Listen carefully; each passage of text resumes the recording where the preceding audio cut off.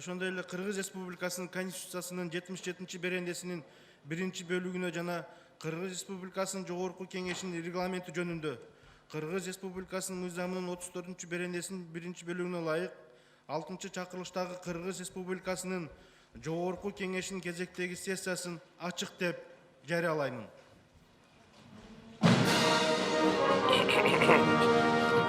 Ак мөңгүлү аска солар талалар, элибиздин жаны менен барабар, сансыз кылым ала тоосун мекендеп, сактап келди биздин ата бабалар.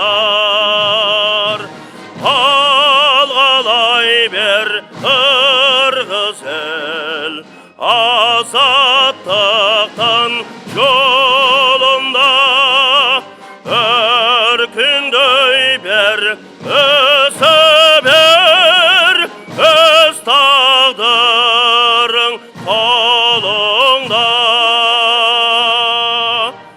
Аткарылып элдин үмүт тилеги, желбиреди эркиндиктин желеги.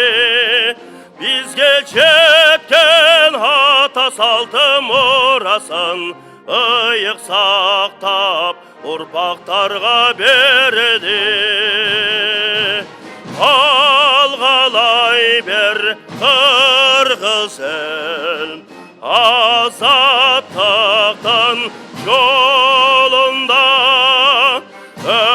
өркүндөй бер, өсө бер, өз тагдырың колуңда.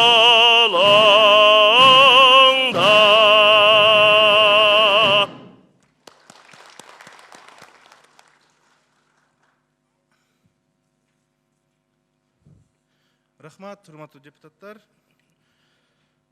Анда ушу менен 6-чакырылыштагы Кыргыз Республикасынын Жогорку Кеңешинин кезектеги сессиясын өз ишин баштады. Мындан кийин комитеттер иштейт, урматтуу депутаттар, регламентибиздин беренелерине ылайык. Ошондой эле 4-сентябрга чейин анда урматтуу депутаттар танапиз. Рахмат.